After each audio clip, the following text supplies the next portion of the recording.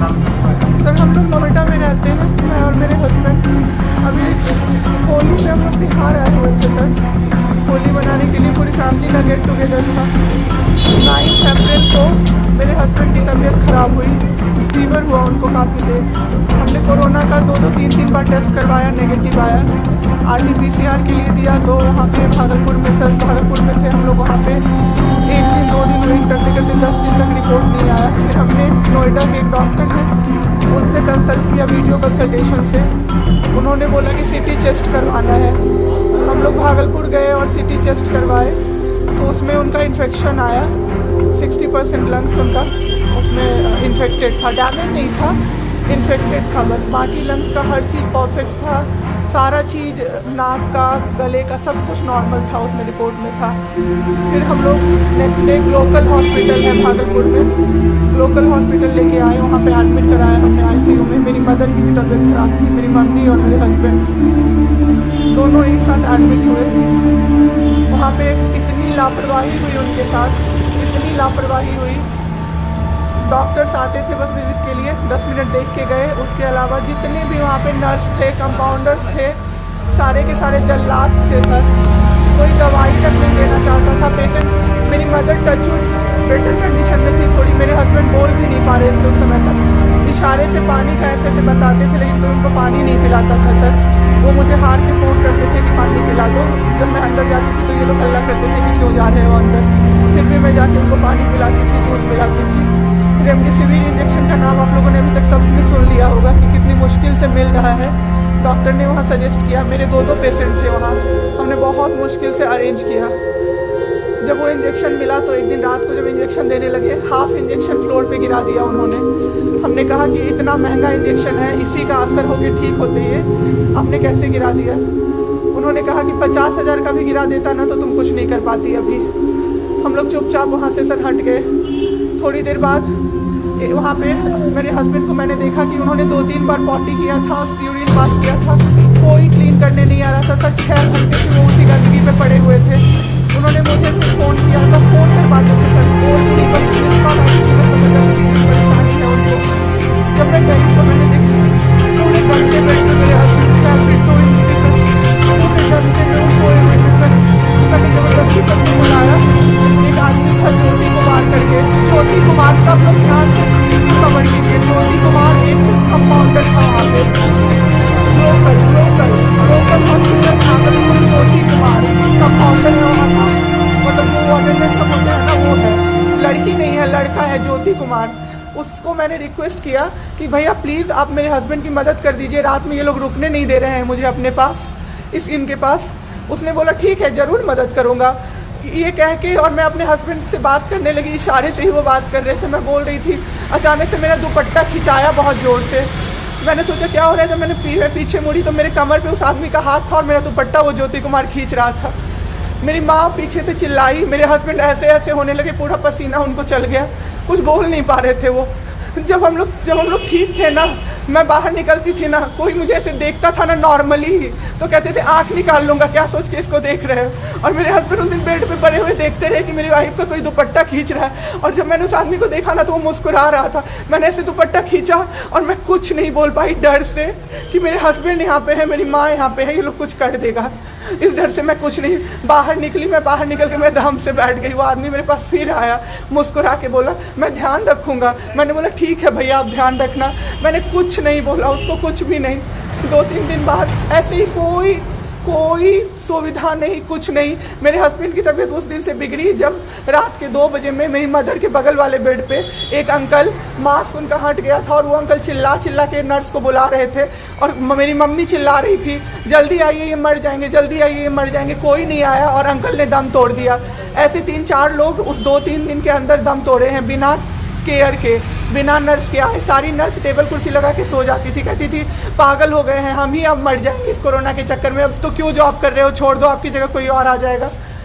उसके बाद वहाँ से बाई पैप वहाँ उस हॉस्पिटल में नहीं अवेलेबल था। मेरे हस्बैंड की तबीयत एक दिन बहुत ख़राब हो गई, उन्होंने मायागंज रेफ़र कर दिया, भागलपुर मायागंज हॉस्पिटल। हम लोग अभी मायागंज आए, मायागंज की और हालत ख़राब। ICU में 4 बेड था, मेरे हस्बैंड के बगल वाले बेड पे 4 लोग 6 से 7 घंटे में 4 लोग ख़त्म हुए। क्यों ख़त्म हुए? वो नर्स को बुला रहे थे, सिस्टर आ जाओ, दिक्कत हो रही है, दिक्कत हो रही है, और सिस्टर नहीं आती थी। एक अंकल तो बुलाते बुलाते उलट के गिर गए, पूरा सर फूट गया, ब्लड ब्लड, और मर गए वो अंकल वहीं पे। इतना मेरे हस्बैंड डर गए। शाम होते होते मेरे हस्बैंड की तबीयत अचानक से ख़राब होने लगी, पूरा ये सब ड्राई हो गया, एक लेयर वाइट कलर का जम गया उनके ऊपर, बहुत ज़्यादा तबीयत ख़राब हो गई। हम लोगों को समझ में नहीं आ रहा था कि हो क्या रहा था। अचानक से मेरे दिमाग में आया ना, डॉक्टर को कम से कम 5-6 बार मेरी बहन बुलाने गई है, क्योंकि कोई डॉक्टर था ही नहीं ड्यूटी। कब हुई आपके हस्बैंड की डेथ? परसों। सुनिए मेरी बात, पहले पूरी कहानी मेरी सुनिए। मेरी बहन 5 बार 6 बार गई है बुलाने डॉक्टर को मायागंज में, तो डॉक्टर क्या कह रहे हैं, यार रात में भी सोने नहीं दोगे, रात में भी सोने नहीं दोगे। जब हमने देखा जाके सर, तो लाइट ऑफ, इमरजेंसी के नाइट डॉक्टर्स का लाइट ऑफ, और सब नीचे बिछा के मूवी देख रहे हैं और सो रहे हैं, और दरवाज़ा तक नहीं खोला सर। मेरे हस्बैंड की ऐसी हालत हुई, जब मेरी दीदी बहुत जाके चिल्लाई, तब एक डॉक्टर आए वहाँ से, तो उन्होंने देखा क्या कि मास्क, उन्होंने ऐसे मास्क लगा होता है ना, उसमें एक ऑक्सीजन सप्लाई का पाइप होता है ना, वो पाइप ही नहीं लगाया था सर, बस मास्क लगा के छोड़ दिया था, ऑक्सीजन सप्लाई आ ही नहीं रहा था। जब बहुत कम हो गया तब वो डॉक्टर आए और पाइप लगाया, मेरे हस्बैंड तुरंत भी जिंदा हो गए। उसी दिन से उनके दिमाग में वो ऑक्सीजन की किल्लत का डर बैठ गया सर। बहुत 7 घंटे बिना ऑक्सीजन के रहे सर, लड़ते रहे। फिर उस दिन इतना वो डर गए, वो बोले नहीं अब हमको कहीं बाहर लेके चलो। दिल्ली में सर हमने बेड का किया, बहुत पता नहीं था, दिल्ली में कहीं भी जगह नहीं था। हम पटना आए, राजेश्वर हॉस्पिटल में सर पटना आए। यहाँ पे इन्होंने कहा आईसीयू में अटेंडेंट नहीं अलाउड हैं, नहीं जाओगे आप। मेरे हस्बैंड रोने लगे कि मेरी वाइफ को बस भेज दो, वो रहेगी तो मैं ठीक हो जाऊँगा। इन लोगों ने नहीं अलाउ किया सर। आज मैंने देखा, एम्बुलेंस से हम लोग भागलपुर से पटना आए थे राजेश्वर, रास्ते में उनको 3 बार पॉटी हुई थी सर। उसी गंदे बेड पे उनको 4-5 घंटे राजेश्वर में सुलाया रहा। मैं 10 बार जाके बोली बाहर से कि सर प्लीज़ बेड क्लीन कर दीजिए, वो हम लोग देख लेंगे ना। एक डॉक्टर निकले, मैंने बोला, वो मेरे हस्बैंड अंदर से ना बोल नहीं पा रहे थे, अंदर से ऐसे ऐसे कर रहे थे, बुला रहे थे सबको। मैंने कहा सर वो बुला रहे हैं किसी को बाहर से, तो एक डॉक्टर मुझे कहता है अरे छोड़िए ना, वो छोरा तो ऐसे ही बौखला रहा है जब से आया है। मैं उस समय कुछ नहीं कर पाई सर। उसके बाद उनका ऑक्सीजन लेवल जब 37 हो गया, तब मेरे साथ मेरी दीदी थी, मेरे जीजा जी थे और मेरे जेठ थे। तब मैंने अपने जीजा जी से बोला कि अब मेरे से नहीं रहा होगा, मुझे किसी तरह से अंदर भिजवाइए। तब उन्होंने ज़बरदस्ती मुझे अंदर भेजा और 37 से 74 मैंने कर दिया 10 मिनट में। मेरे बाबू का ऑक्सीजन लेवल मैंने बढ़ा दिया। उसके बाद इन लोगों ने मुझे बोला, मैंने बोला सर अटेंडेंट अलाउड है, सारे के अटेंडेंट बैठे हुए थे। तो एक डॉक्टर ने मुझे बोला अटेंडेंट अलाउड नहीं रहेंगे तो कैसे काम चलेगा, सब तो कोरोना से बीमार पड़ रहे हैं, हम लोग कितना देखें, हम लोग क्या मर जाए खांसते खांसते सबको देख के, बैठिए चुपचाप और देखिए। 15 दिन तक सर एक टेबल पे एक लगातार मैं बैठी हूँ। आज 1 महीना पे मैंने ब्रश किया है सर, 1 महीने पे ब्रश किया है मैंने। बाबू को बहुत ठीक कर दिया, इतना स्ट्रॉ लगा के सर, मास्क के अंदर से स्ट्रॉ लगा के बाबू को मैंने जूस, दाल, रोटी सब कुछ पिलाया सर। इतने ठीक हो गए ना कि जो डॉक्टर फर्स्ट डे बोला था ये बचेगा नहीं, वो डॉक्टर सर 3-4 दिन बाद कहता है टचवुड क्या कर दिया आपने इनके साथ, ये तो एकदम ठीक हो गए, गजब का फाइट दिया आप दोनों ने मिलके। मुझे क्या पता था कि मैं फाइट दे रही हूँ और ये लोग मेरे बाबू को ख़त्म कर देंगे। इतना ऑक्सीजन का किल्लत सर, मेरा बाबू डर गया बहुत ज़्यादा। ऑक्सीजन सिलेंडर देखता था और कहता था हाँ वो ख़त्म हो जाएगा, वो ख़त्म हो जाएगा। मैं कहती थी नहीं ख़त्म होगा बाबू। 1.5 घंटे के लिए सर ऑक्सीजन सप्लाई बंद रहता था। बाद में हमें पता चला ये लोग ब्लैक मार्केटिंग कर रहे हैं अंदर में ऑक्सीजन सिलेंडर का। जो अस्पताल वाले हैं ना, वो ऑक्सीजन सप्लाई बंद कर देते थे ताकि बेचैन होके लोग खरीदें उन्हीं से। हम भी खरीदे सर, मैंने भी खरीदा, क्या करते हमें भी तो चाहिए था।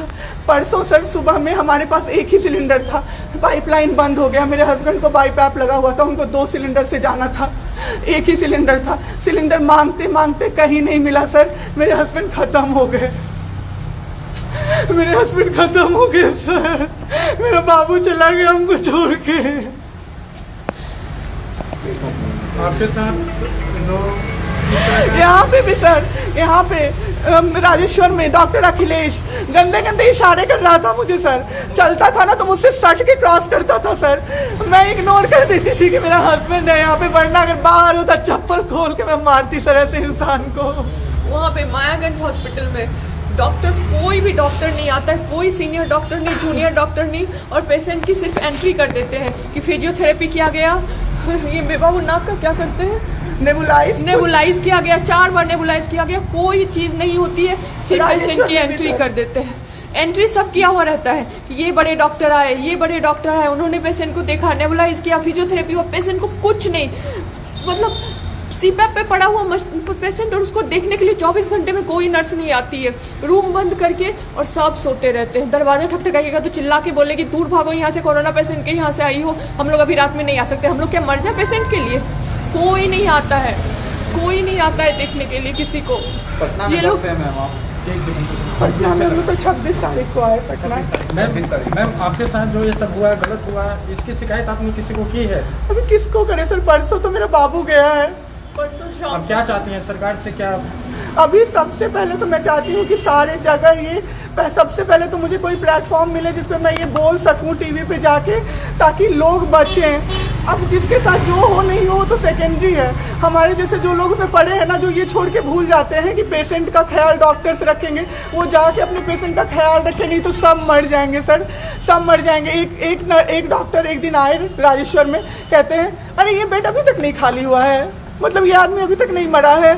एक आदमी के बारे में आप सोचो सर जरा सा, आप सोचो सर जरा सा। मेरे हस्बैंड को वेंटिलेटर पे नहीं रखा सर, वो शायद बच जाते। और जब मेरी एक फ्रेंड है डॉक्टर, उसने बात की कि आपने वेंटिलेटर पे क्यों नहीं रखा, तो झूठ कह रहे हैं कि फैमिली वालों ने मना किया। हमें कोई सजेशन नहीं दिया कोई गया कि सजेशन वेंटिलेटर नहीं, पे आप रख सकते हो, कुछ भी नहीं सर। वो बस वेट कर रहे थे कि ये बेड खाली हो। ठीक है।